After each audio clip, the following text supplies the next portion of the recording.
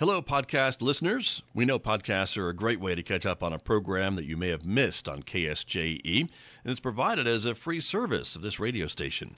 But KSJE is now listener-supported, and so while you enjoy this podcast, we hope that you'll also take some time to join KSJE.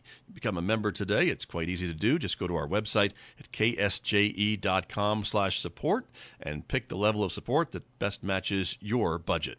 Thanks again for listening. Here's your podcast.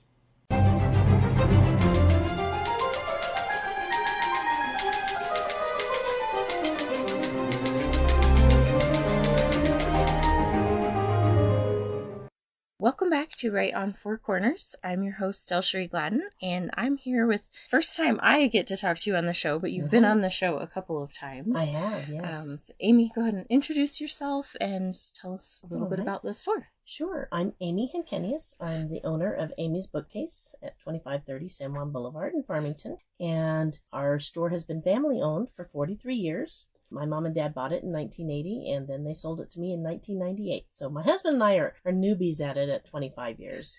So we're mostly a paperback exchange. So we have generally used books here, but we also carry a lot of new books and sidelines. And we just love to get Four Corners reading. So we do have a lot of local author books here and local interests. So just try to carry a little bit of everything. Yeah, and you've kind of become really the only spot in town that hosts book events. Right. I don't know that anybody's attempted with the other store in town. I haven't seen anything come up there, so this has kind of become the spot of, in the writing community, we know that you support local authors and are interested in the community, so it's kind of all come here, which is great. I like that. Yes, it's been a strange little evolution here, and we work with the library when they do host events too, so that works out really well for everyone. But and they're doing an author fair later this year, I think September. Are you going to be involved? November. Okay, I can't keep things straight. Yes, we will have a booth there. Nice. So, okay. So that'll be great. Something to look forward to. And it seemed like they did that maybe once before the pandemic, and I think so. It's taken a long time to get stuff going again. Everybody's just kind of easing back into what worked, because everything's a lot of work. That's the thing. Everything is a lot of work, and we're just trying to get back into what will be beneficial to our store, our business, our community. And a lot's changed since the pandemic, like what people want to be involved in, like what frequency they want to get out and do stuff. Yes. Before we dive into the ninjas, like how has that changed for you guys post-pandemic? Before the pandemic, we were open longer hours, and I used to do certain things here at the bookstore. But now we're shorter hours, and I finish what my other work is at home. So we just had Ram Signs come over and change my sign permanently to 9 to 4 p.m. Tuesday through Saturday. So that is where we are at. We're tired, It's a strange time, but we are finding that there's a lot of people who are reading still. We get new customers every day. And this summer we're finding that we are getting more and more visitors coming visiting. So that's a good thing. So that's starting to pick up post-pandemic. Nice. It's been kind of a slow build. Yes. Very slow. And this is one, you've had a few events throughout the summer already, some signings and some different things. And we sure have. We're leading up to Totally Ninja Raccoons, which is starting 1st of July. July 1st. It'll run through the entire month. Yes. And so, tell us a little bit about how you got involved and what that program is. And Sure. Yeah, the Totally Ninja Raccoons. So where are the Totally Ninja Raccoons is a scavenger hunt, and it started when the National Scavenger Hunt, Where's Waldo, was canceled due to the pandemic. Pennsylvania bookseller Kevin Coolidge, he's also an author, and he writes the Totally Ninja Raccoon series for children. And he decided to use his characters to host a local scavenger hunt to try to get families back into local businesses, which were really badly affected during the shutdown. The following year, he invited other bookstores to join him, and Amy's Bookcase took him up on his offer. So this is our third year hosting the Totally Ninja Hunt here in town, the Totally Ninja Raccoons.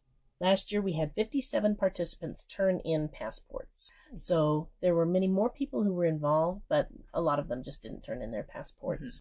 Everyone, the businesses and the participants, just love it. They have so much fun, going in and seeing what businesses there are in town. We try to deal with really local businesses, small businesses. And so people like getting to know what's in town, what's here. And so we have visitors, we have people who are new to town, the people who are trying to find something to do with their kids.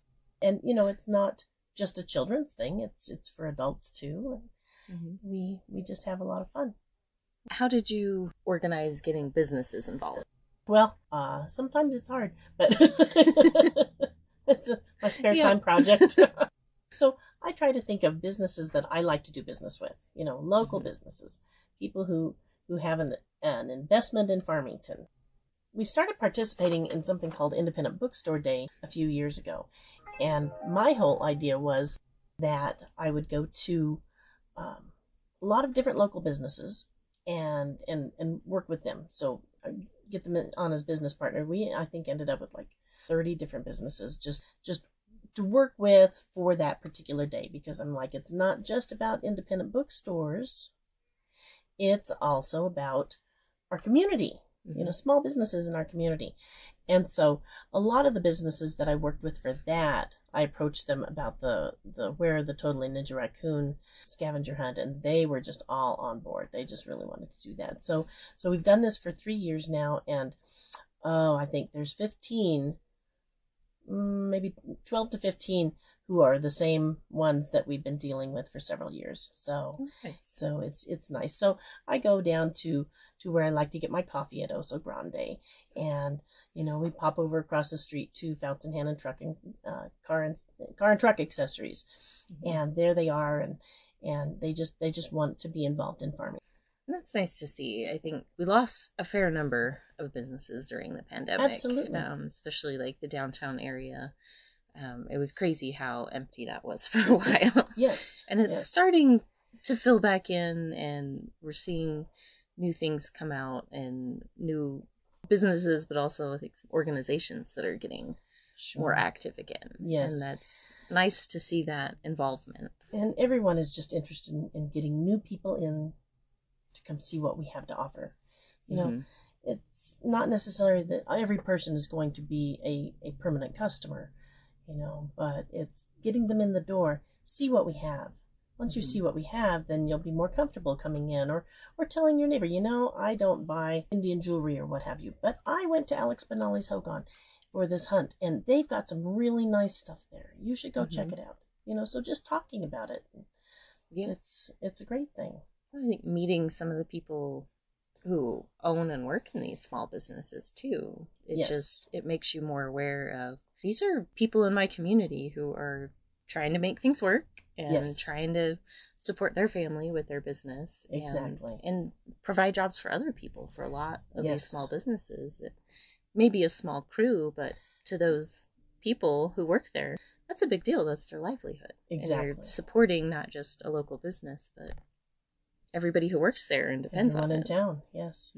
Yes, it is a snowball effect. It really, when you shop locally, it's so important to your community. Yeah, I think that was one of the lessons that a lot of people took out of being shut down during the pandemic, and then seeing business after business close up for good. It's like, I think we were forced in a lot of ways to do a lot of our shopping online. Yes. And rely on those bigger stores. And then, but it was convenient when we're all kind of locked down. But you do see the effects of that. And that, all of these smaller places that maybe you don't go every single day, but that are there when you need them. And then suddenly they're not there anymore. Right. Yeah, we found something that was interesting. People had been buying puzzles online. And during the pandemic, they found that those were not available as immediately as they wanted them, because the online retailers were doing different priority. So they couldn't get the puzzles as quickly as they wanted to. We started selling puzzles. And people just were so excited because they could get them, And, it's not going to take 2 weeks because somebody deprioritized puzzles, So it's a fascinating thing, and it's an evolution. I mean, my business is not the same business as it was 4 years ago. We are doing a lot of different things. We're doing monthly gift subscriptions for books. And that was just someone who called during the pandemic and said, I'm desperate. I need these books. I want books, but I am miles out of town. Can you send me books monthly? And I read these particular types. I'm like, oh, well, yeah, I can do that. So we set up a monthly monthly book subscription, and suddenly we're doing that. And now we've got our regulars who buy books for their grandkids, who want, they want to send them to their grandkids every month or every other month. And that's cool. so it's all, but it was a source of income at a time when I did not know what my income was going to be. So we changed. We did a lot of changing. Yeah, if you don't change and adapt, you're just going to be left in the dust. Yeah. That was an interesting thing to watch as things started shutting down and there were so much restrictions on who can do business and who couldn't. And the ones that really kind of sat down and were like, okay, how can we get around some of these restrictions, or how can we change what we're doing to, be in line with that? Really found creative ways to keep selling and doing business without either breaking those restrictions or putting other people at risk. Right. By just, there were some who just blatantly, went against whatever the restrictions were. And we were shut down for in-store shopping, but we did curbside service. Mm-hmm. And I thought, how do you have a bookstore doing curbside service? Unless people are calling and saying, do you have this one particular title? But we started selling grab bags. Mm-hmm. So that people would call up and say, I need a grab bag of cozy mysteries, and go and get them, and we towed them out to them. And it was a lot of work. But it did work, because my thought was, how can I make enough money to keep my bills paid? Because, of course, the bills are still coming due. Oh, yeah. During this whole thing. The bills are still coming due. You still have to pay those, but how can we get that done? And we ended up taking out a small business loan, but it helped, mm-hmm. Thank goodness. It helped, and it saw us through where we needed to get to, and we're okay. We came out on the other end okay. Well, good. I'm glad. Me too. Well, and that's something that's really interesting about the Totally Ninjas hunt, is that it was kind of born of the pandemic. Definitely was. So what was that like, kind of the first year you participated, moving forward? How has that kind of grown? Well, we've seen new participants every year. Yeah, but then there's the ones who, we're so glad you're doing this again, because we have so much fun doing it, so, and they want to see what new businesses are on board. They want to come in and see, where are you hiding the poster this year? They're just excited to get into the businesses, and they just become more and more familiar with the different businesses. So it's good, and we've found different ways to be more organized ourselves, so we can keep track of businesses and prizes, and mm-hmm. and participants turning in their passports, but it's been good. So with the process of it, for people who want to participate, walk us through how to do that. Sure. So this starts on July 1st, which is Saturday this year, and it goes through July 29th.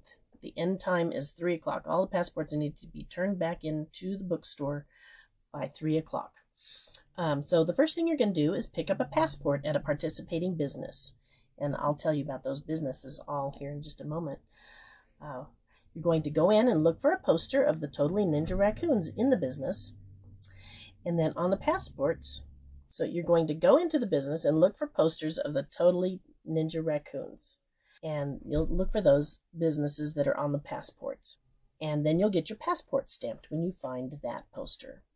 When you're done searching, bring your passport to Amy's Bookcase, and for each business that you visited, you will get a ticket for the prize bucket. Each business has donated at least one prize. If you go to 10 or more businesses, you will get a 2023 Totally Ninja Raccoon button. So these are now becoming kind of collectibles, which at least I'm collecting them. So. And then Amy's Bookcase will do a live Facebook drawing at 4:30 on July 29th. We'll see who wins. There's only one prize per person. So if your name does get pulled twice, then pass that on to we're going to pass it on to the next person. Yes, but it's just a lot of fun, and everybody just has such a great time. You know, even you get the little kids. We get kids in who are 2 or 3, you know, and they've got to find the raccoons. They've got to find the raccoons. The author of these books does this in his hometown too, and they have all these businesses online. It's so fun. It is so fun for them. It's just a neat way to explore your own town during the summer, when the focus tends to be on being out and about, which is good also, but this is a nice alternative for maybe people who from that. And our thought was, when we first started, it's a great way for a family unit to go someplace where there's not hordes of people. You can do this together. You can go have a little fun time doing something. It's relatively safe. At the time, we were concerned about, you know, COVID, of course, but you can just go to these places and not... It was a fun thing to do without being in amongst a crowd. Mm-hmm. You can kind of do it on your own time when it works into your schedule. Absolutely. Yeah. So the times of these businesses, addresses and times, are printed on the passports, so you can look at them and say, okay, well, I see that Pop is open, you know, from these times, and so we can go during that time and just check it out while we're on this side of town or over on that side of town. And on your way to something, that's a good one to stop at when you're heading out for an adventure. Exactly. So we had one lady, I had listed it with the city of Farmington as one of the events, and this lady coming, I can't remember where she was from, Texas perhaps, but she looked on the Farmington event calendar to see what was going on in town that she could do with her grandkids. And she says, I'm going to go hunt for raccoons. So she got up here and she took her 3 grandkids, and they each picked 3 or 4 businesses that they wanted to go to. And so that was their day. And sometimes they would be from one end of town to the other end of town. But that was their day. And so they each went and had their day with well, all of them went, you know, but that was their special day. And it was so fun. It was so fun. She just had the best time when she was here with them. And it was great. It was fun to see that. It's not something that first comes to mind when you're like visiting a place to go check out a string of local businesses. Right. But this gives you a fun way to do that and like discover some interesting places that you maybe might have just walked right past otherwise. And just explore.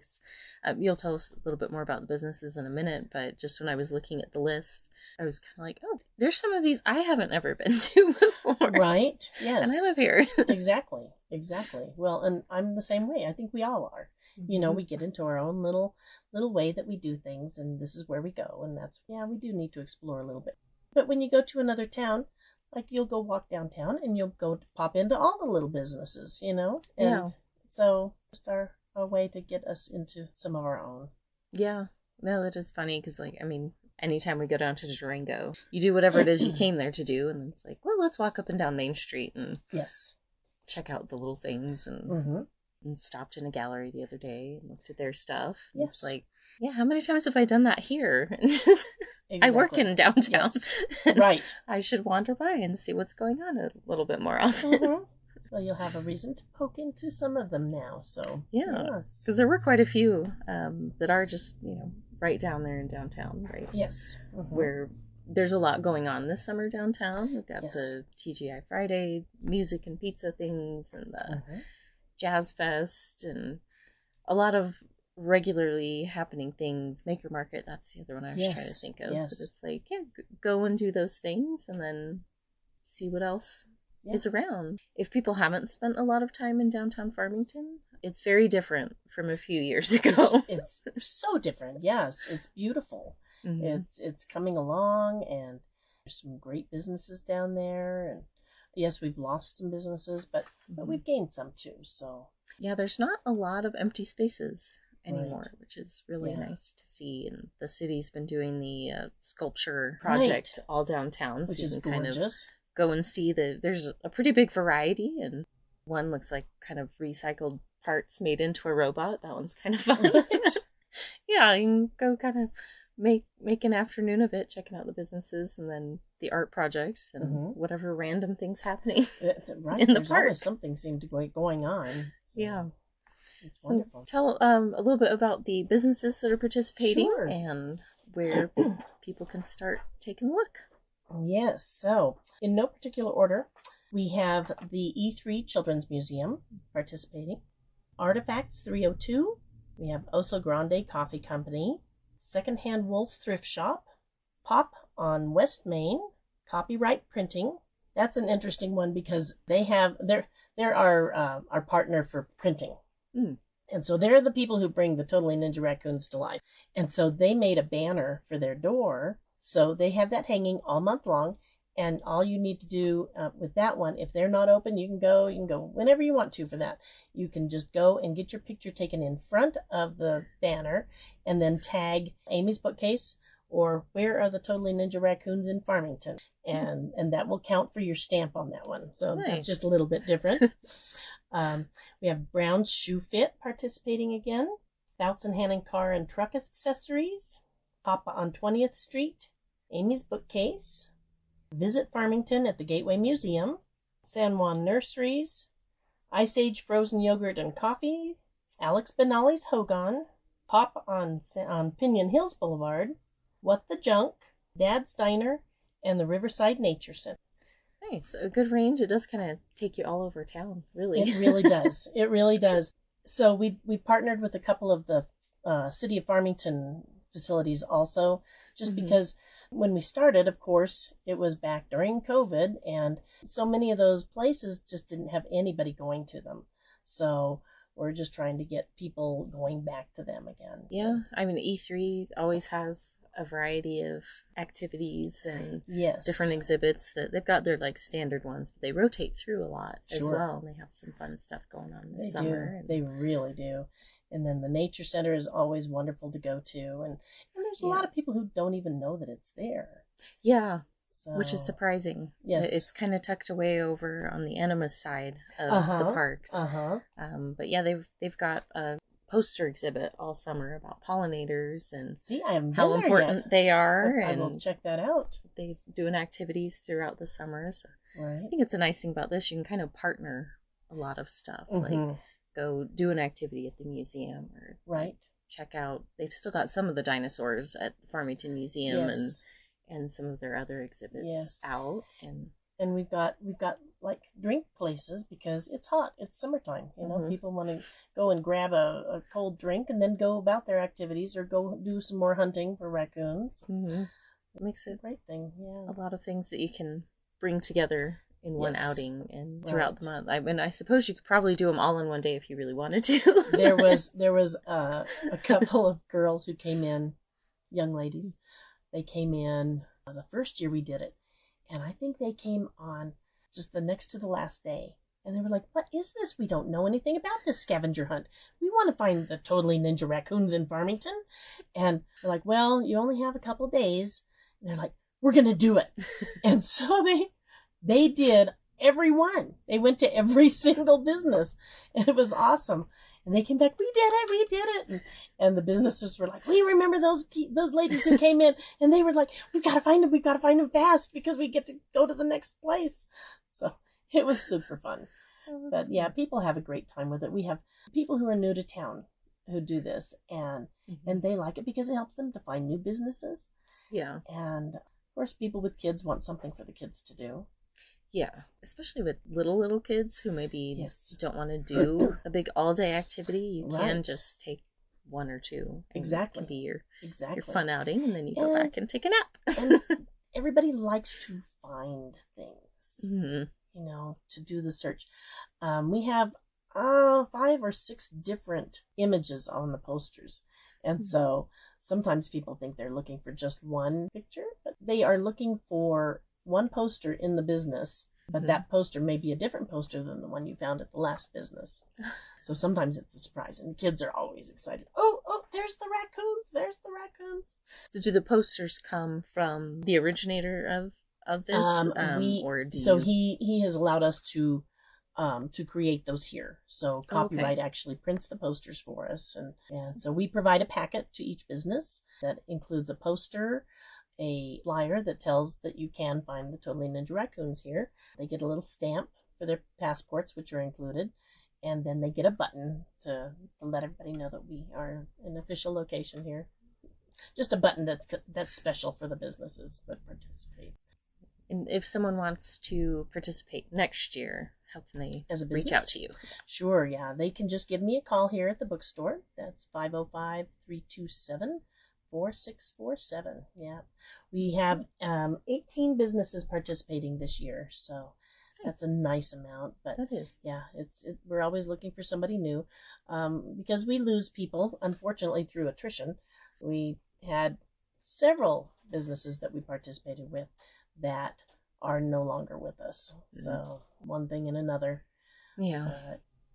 Growing the list and get more people involved. Exactly. And as far as the books, because the Totally Ninja Raccoons is a really cute book series. If people want to get the books and then take those home. Sure, we have them here. So the most popular one for us is actually the Totally Ninja Raccoon joke book. Oh. And so people like to start with that one, and it gets them familiar with the characters. And then the first one is the Totally Ninja Raccoons Meet Bigfoot. And these are set in Pennsylvania, in Kevin Coolidge's little rural town.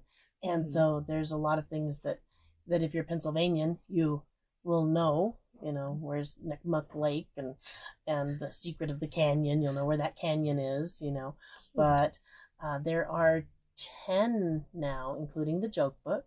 Because he just came out with the Totally Ninja Raccoons Discover the Lost World. I think there may be a new one coming out this summer, too. We've got some kids who are like, gotta have it as soon as it comes out. So that's kind of fun. It's got a little following here in New Mexico. That's just a little pocket of popularity. Yeah, I like a creative way to not only try to help other businesses, but to get your work out there. Sure. And like those really just unique approaches to marketing and sharing whatever it is you've got going on, whether that be books or art or something completely different. Those creative approaches really stick in people's minds. Sure, exactly. And he like I say, he's been doing this the last 4 years. He's been doing it 3 years for us. He had a grandmother came in to his store in Pennsylvania, and she bought one book for her grandson, who he didn't like to read, and I think about second or third grade, I can't remember. And he got that book and he read it, and he told his mom, we have to go get more. And so he read them all. And then he started a GoFundMe account to raise funds so that he could put those books in his school. Well, the GoFundMe account raised so much money that he bought them for all the schools in his little town. And they're aimed at about second or third grade level, but kids really like them. He says that they're good for reluctant readers, but there's kids who read very well who enjoy the stories. Okay. So yeah, it's nice to have that range. So good. Well, hopefully as people finish off their passports and turn them in, take a peek at the books too. Right. Yes. Check out his works. They're really cute, and my kids are a little too old for them now. But had I come across them when they were that age, they would have loved them. Me as well. Yes. But we definitely would have had the whole series. So one of our prizes from the bookstore is a signed set of the Totally Ninja Raccoons for someone. So awesome. So that is a lot of fun. I think that Kevin enjoys that too.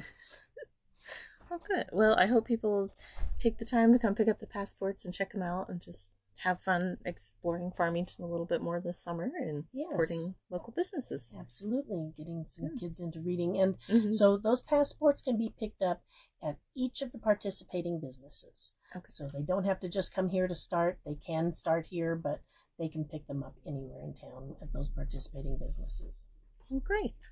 All right. Well, thank you for taking some time out to chat with me about this. Absolutely. We had a few technological difficulties, but we made it work. We will find a way. We always will find a way. We will, especially for books. Yes, especially for books. All right. Well, thank you. Thank you.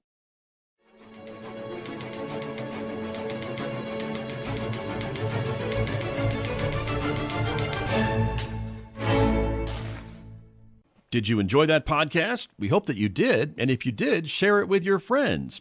And if you really want to keep podcasts like this coming, please support KSJE. You can do it easily online at ksje.com.